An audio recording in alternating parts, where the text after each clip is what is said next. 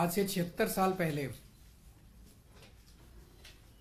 अहिंसा के पुजारी और शांति के पुजारी गांधी जी की हत्या की गई थी आज ही के दिन।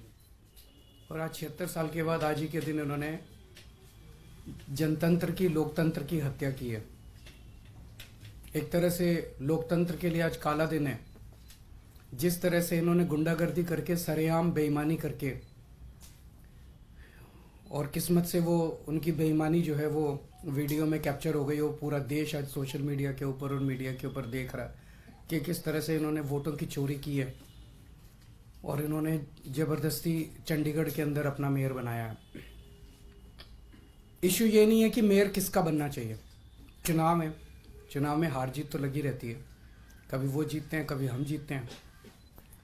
देश नहीं हारना चाहिए, देश जरूरी है। जनतंत्र नहीं हारना चाहिए, जनतंत्र जरूरी है। पार्टियां आती जाती रहती हैं, नेता आते जाते रहते हैं, मेयर आते जाते रहते हैं, मेयर इंपॉर्टेंट नहीं है। इशू आज ये नहीं है कि हमारा मेयर बनना था, हमारा मेयर नहीं बना। इशू नहीं है कि इंडिया गठबंधन को आज जीतना था, वो नहीं जीता। इशू है कि सरेआम दिन दहाड़े इन लोगों ने इतनी गुंडागर्दी और बेईमानी से आज चंडीगढ़ मेयर का चुनाव जीता है कि अगर इसको पूरे देश ने मिलकर नहीं रोका तो आने वाले समय के अंदर ये देश के लिए बहुत खतरनाक है।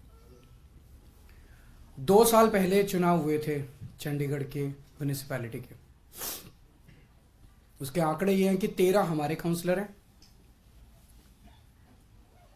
7 कांग्रेस के हैं,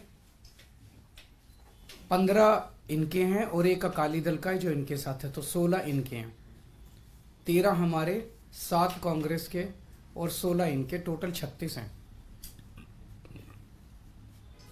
अभी तक कांग्रेस और हम अलग अलग लड़ते थे, तो 2 साल से जाहिर तौर पे 16 इनके थे, 13 हमारे थे, 7 कांग्रेस के, तो 2 साल से इन्हीं का मेयर और इन्हीं का डिप्टी मेयर बन रहा था।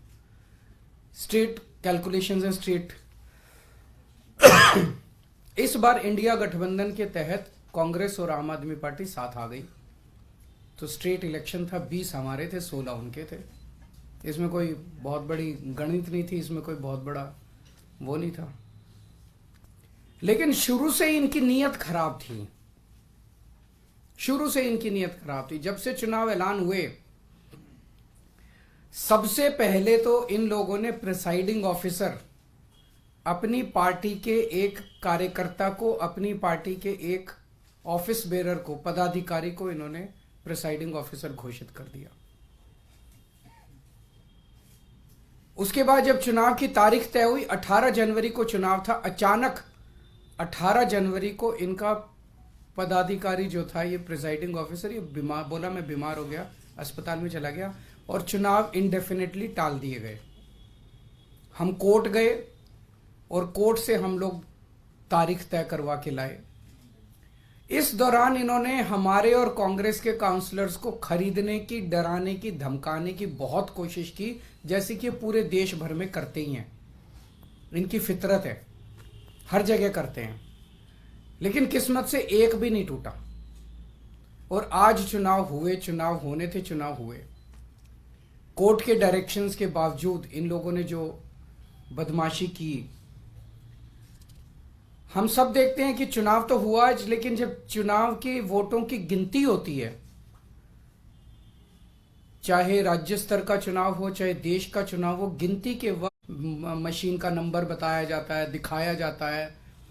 उसके बाद वोट जब उसको टोटल किया जाता है, मशीन का दिखाया जाता है, भाई किस पार्टी को कितने वोट मिले, सब कुछ दिखाया जाता है। और सारी पार्टियों के एजेंट बाकायदा अच्छे से देखते हैं।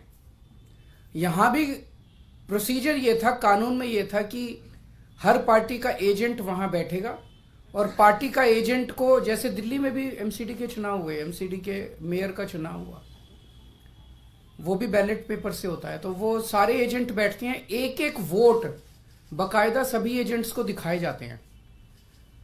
अगर किसी एजेंट को कोई आपत्ति करनी हो, भाई ये वोट इनवैलिड है, तो वो सबको दिखाया जाता है। अगर कोई एजेंट कहता है ये वोट इनवैलिड है, सबको दिखाया जाता है, सब उस पर अपने अपने तर्क देते हैं और प्रिसाइडिंग ऑफिसर अपनी उस पर रूलिंग देता है। एक तरह से क्वासी जुडिशियल वो करता है कि उस पर रूलिंग देता है। इन महाशय ने, जो इनके पदाधिकारी बीजेपी के आदमी थे, प्रिसाइडिंग ऑफिसर थे, इन्होंने आज किसी एजेंट को अपने पास नहीं आने दिया। इन्होंने सारे एजेंट्स को दूर धकेल दिया और खुद ही सारी वोट लेके बैठ गए, और बकायदा कैमरे के अंदर दिखाई दे रहा है कि किस तरह से वोट, जो हमारे वोट थे उनके ऊपर वो टिक मार्क करके उसको इनवैलिड, मतलब 2 टिक मार्क लग गए तो ये वोट इनवैलिड हो जाएगा। वो टिक मार्क करके इनवैलिड करते जा रहे हैं और फिर नीचे साइन कर रहे हैं। कुछ वोट पे मात्र साइन कर रहे हैं और कुछ वोट पे एक टिक मार्क और लगा रहे हैं। वो साफ साफ वीडियो में दिखाई दे रहा है। तो 36 वोट पड़ने थे, 36 में 16 इनके थे, 20 हमारे थे, 16 इनके पड़ गए, 16 इनके पक्ष में पड़े। 20 में से 8 वोट जो हमारे थे वो 8 वोट इन्होंने कैंसिल कर दिए, इनवैलिड डिक्लेयर कर दिए। यानी कि 36 में से 8 वोट मतलब 25% वोट इनवैलिड डिक्लेयर कर दिए। ये कौन सा चुनाव हुआ? पिछली साल जब चुनाव हुए थे तो हमारा 1 वोट इनवैलिड डिक्लेयर हुआ था। तो ऐसा तो नहीं कि हमारे वालों को वोट डालना नहीं आता, वोट तो डालना आता है। पिछली बार भी डाला था, इस बार भी डाला है। इस बार कैसे ऐसा हो गया कि सारे वोट डालना भूल गए हमारे वाले, सारे वोट इनवैलिड हो गए? तो पहले से सोच के आए थे कि इनको गुंडागर्दी मचानी है। किस्मत अच्छी थी कि कैमरे के अंदर सब कुछ पकड़ा गया। बड़ी इंटरेस्टिंग चीज है कि चुनाव के पहले कल ऑर्डर जारी करके चंडीगढ़ एडमिनिस्ट्रेशन ने मीडिया की एंट्री बैन कर दी। तो इसका मतलब नीयत तो शुरू से ही खराब थी, प्लान तो, षड्यंत्र तो पहले से ही बना रखा था इन लोगों ने कि गड़बड़ करनी है। इतने बड़े स्तर के ऊपर चंडीगढ़ के मेयर के चुनाव के लिए आज तक कभी भी इतनी वोट इनवैलिड नहीं डिक्लेयर की गई। 36 में से 8 वोट इनवैलिड मतलब 25% वोट। अगर इनसे 36 वोट काउंट करने में इतनी बड़ी धांधली कर रहे हैं, देश का जब बड़ा चुनाव होगा उसमें तो 90 करोड़ वोट पड़ते हैं, उसमें तो पता नहीं किस लेवल की धांधली करते हैं ये लोग। और 25% क्या, अगर उस चुनाव में तो 5-6% की भी वोट अगर इधर उधर हो जाए तो सब। तो आज का चुनाव ये दिखाता है कि किस तरह से ये जीतने के लिए, सत्ता पाने के लिए किसी भी हद तक जा सकते हैं। बड़े चुनाव में लोग तो कह रहे हैं ईवीएम तो होगा ही होगा गड़बड़। मुझे लगता है ये कुछ भी करते होंगे, वोटर लिस्ट ये फर्जीवाड़ा करते हैं, फर्जी वोट डलवाते होंगे, ये ईवीएम करवाते होंगे, सब कुछ करते होंगे जीतने के लिए। और मैं ये सोच रहा था कि अगर भगवान की दया से उसके बावजूद भी अगर ये नहीं जीते और हार गए तो ये ट्रंप की तरह कुर्सी नहीं छोड़ेंगे। फिर ये मतलब उस दिन कुर्सी से चिपके रहेंगे, चाहे मार्शल लॉ लागू करना पड़े देश में, ये कुर्सी नहीं छोड़ने वाले। तो ये देश के लिए जो आज दिखा, पूरे देश के अंदर, पूरे देश ने देखा, सारे मीडिया ने चलाया, ये बहुत खतरनाक है। और हम सब लोगों को, जो लोग इस देश से प्यार करते हैं, हम सब लोगों को इसका पुरजोर विरोध करना है और इन सबको रोकना है।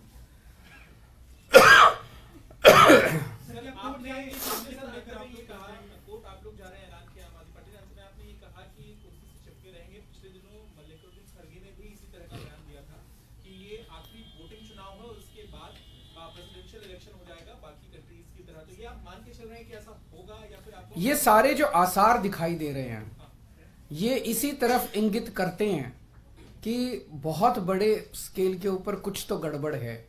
अगर एक 10 बाई 10 किलोमीटर का छोटा सा शहर चंडीगढ़, उस चंडीगढ़ के छोटे से शहर के अंदर एक छोटे से मेयर का चुनाव, उसके अंदर अगर ये इस किस्म तक, इस हद तक नहीं गिर सकते हैं तो बड़े चुनाव के लिए तो किसी भी हद तक जा सकते हैं लोग। तो आप इस बात को समर्थन कर रहे हैं कि ईवीएम जो है उसमें भी अब गड़बड़ी करने की सरकार। देखिए अभी जो कई सारे मैंने देखे हैं वीडियोस, कई सारे, उसके ऊपर एक दिन अलग से चर्चा कर सकते हैं। इसके अलावा इंडिया गठबंधन को लेकर आगे भविष्य में सीट शेयरिंग को लेकर भी चर्चा चल रही है और आप भी लोकसभा चर्चा अच्छी चल रही है और बहुत जल्दी मुझे लगता है कि हमारे भी कुछ ना कुछ नतीजे आएंगे। कई राउंड ऑफ डिस्कशन हो चुके हैं। इस चुनाव के बाद इंडिया गठबंधन के नेताओं से, खासकर कांग्रेस के लीडर से क्या आपकी बात हुई है? क्योंकि एक प्रेस कॉन्फ्रेंस तो पवन बंसल थे, अभी बैठे थे, तो जो भी करने की जरूरत पड़ेगी वो करेंगे। आज मेरा मकसद चंडीगढ़ का मेयर इंपॉर्टेंट नहीं है देश के लिए। चंडीगढ़ का मेयर आम आदमी पार्टी का बने, इसका बने, उसका बने, इंपॉर्टेंट नहीं है। पर इंपॉर्टेंट है जो लोग गुंडागर्दी करके चुनाव जीतेंगे वो गुंडागर्दी का ही प्रशासन लेके आएंगे, वो आपके शहर में गुंडागर्दी मचवाएंगे। जो ईमानदारी से वोट जीतेंगे, ईमानदारी से चुनाव लड़ेंगे, वो शासन में ईमानदारी लेके आएंगे। आज इन्होंने जिस तरह से सरेआम गुंडागर्दी, अरे वोट आपके वोट, जो वो अधिकारी है प्रिजाइडिंग ऑफिसर, उसके खिलाफ तो फोर्जरी का, फ्रॉड का, सेडिशन का मुकदमे चलने चाहिए। नॉन बिलेबल ऑफेंस है, उसने फ्रॉड करके सबके वोट बदल दिए उसने। ये कैसे परमिसिबल है? जनतंत्र तो सुप्रीम है, वोट तो एक तरह से बहुत सैक्रोसैंक्ट है किसी का भी वोट। आपने काउंसलर्स के वोट बदल दिए, काउंसलर्स के वोट पे टिक मार्क करते जा रहे हो और साइन करते जा रहे हो, टिक मार्क करते। ये क्या है? सरेआम गुंडागर्दी। ना वोट को मानते, ना किसी प्रोसेस को मानते, ना कानून को मानते, ना संविधान को मानते। सर, बिहार से लेकर झारखंड तक जो ईडी कार्रवाई कर रही है और हेमंत सोरेन हो चाहे तेजस्वी यादव हो, इस पर एक प्रतिक्रिया आप दे दीजिए। आपका कहना है कि ईडी इतने बड़े स्तर पे कार्रवाई क्यों कर रही है? मैं आपसे ही पूछना चाहता हूं कि क्यों कर रही है। एक इन्होंने माहौल ये बनाया पूरे देश के अंदर, अब राम मंदिर का वो उद्घाटन हो गया, राम मंदिर का, अब तो इतनी सीट आएंगी और इतनी सीट आएंगी। अगर इतनी सीट आ ही रही थी तो ईडी की क्या जरूरत थी? फिर ये सब नौटंकी करने की क्या जरूरत थी? इसका मतलब इतनी सीट नहीं आ रही है, इसका मतलब ईडी की भी जरूरत है, फर्जीवाड़े की भी जरूरत है, गुंडागर्दी करने की भी जरूरत है, तब सीट आएंगे इनकी। अगर अपने आप सीट आ रही होती तो क्यों करते ये इतना सारा? क्यों ईडी पीछे भेजते? क्यों नीतीश जी को तोड़ते? क्यों उधर एनसीपी तोड़ते? क्यों शिवसेना तोड़ते? क्यों सबके पीछे ईडी छोड़ते? ये इसलिए कर रहे हैं क्योंकि इनकी सीटें नहीं आ रही हैं। लोग इनसे परेशान हो चुके हैं, लोग फेडअप हो चुके हैं। इंडिया गठबंधन की सीट शेयरिंग ठीक से हो गई तो इंडिया गठबंधन इनको, आज अगर चुनाव ईमानदारी से हो जाता, इंडिया गठबंधन का सीधा सीधा था, 16 वोट इनके थे, 20 हमारे थे, हम इंडिया गठबंधन की पहली जीत होती। लेकिन ये तो इस तरह से गुंडागर्दी करके, बेईमानी करके चुनाव जीत रहे हैं। सीधा सीधा था। आज का चुनाव तो बड़ा सिंपल और स्ट्रेट था। हमारा एक भी आदमी नहीं बिका, 20 वोट थे हमारे, इनके 16 वोट थे। तो आज का चुनाव तो इंडिया गठबंधन जीत ही रहा था। तो फिर गुंडागर्दी करके इन्होंने इसको कर लिया। लगता है चुनाव आयोग का रुख करेंगे आप लोग? हैं जी? चुनाव आयोग का रुख करेंगे इस मामले में? क्या इस तरह से आप कह रहे हैं, आशंका जता रहे हैं कि ईवीएम को लेकर भी है और बाकी चीजों को लेकर, लगता है कि वो एक बहुत अलग, बहुत बड़ा मुद्दा है, किसी दिन बात करेंगे आपसे ईवीएम वाला। में एक कंडीशन है, इंडिया ब्लॉक की पिछली बैठक में आप लोगों ने तय किया था कि इलेक्शन कमीशन के पास डेलीगेशन जाएगा और जो वीवीपैट के पर्चियां होती हैं उसको बैलेट पेपर के तौर पर, मेरे ख्याल से इंडिया गठबंधन की तरफ से रिप्रेजेंटेशन भेजा जा चुका है, तो उस पर मुझे उम्मीद नहीं है कि ये लोग कुछ कार्रवाई करेंगे। सर, इस इलेक्शन के लिए जिसको आप कह रहे हैं कि सिर्फ एक चंडीगढ़ का छोटा सा इलेक्शन था, उसके लिए खुद जेपी नड्डा जी ने बधाई दी है और ये कहा है कि प्रधानमंत्री नरेंद्र मोदी की जो लीडरशिप है उसकी वजह से यूटी में जो है इस तरीके का विकास हुआ, जिसकी वजह से आप इंडिया। जेपी नड्डा जी से पूछिए कि 8 वोट इनवैलिड किस बेसिस पे किए उन्होंने। उनसे पूछिए कि क्या उनके पदाधिकारी ने जिस तरह से वोट्स को टेम्पर किया, फोर्जरी की, क्या वो इसको सही मानते हैं? क्या वो इस तरह की प्रैक्टिसेस को, इलेक्टोरल मैल प्रैक्टिसेस को, चुनाव के दौरान इस तरह की बेईमानी को सही मानते हैं? और क्या वो इस तरह से पाई गई जीत को सही मानते हैं? क्या वो इसको अनैतिक नहीं मानते? क्या वो इसको देश के लिए नुकसानदेह नहीं मानते? क्या केवल येन केन प्रकारेण जीतना उनके लिए सब कुछ है? मार के, पीट के, वोट टेम्पर करके, सब कुछ करके बस जीत जाओ किसी भी तरह से। सर कल जिस तरह से हेमंत सोरेन को लेकर खबरें आ रही थी कि ईडी एक तरह से हंट पे दिख रही थी, लगातार खबरें प्लांट भी हो रही थी और दावा किया जा रहा था कि हेमंत सोरेन गायब हो गए, तो एक मुख्यमंत्री के बारे में जिस तरह से एजेंसियां काम कर रही हैं, आपको लगता है आने वाले समय में कार्रवाई और बढ़ने वाली है इंडिया ब्लॉक के लीडर्स के खिलाफ? मुझे लगता है लोकसभा के पहले जिस तरह से इनका माहौल है, इनको मेजॉरिटी नहीं मिल रही है। इंडिया गठबंधन स्ट्रांग है। आज आप मेरे से निकलवा लीजिए जो कुछ इन्होंने बिहार के अंदर किया।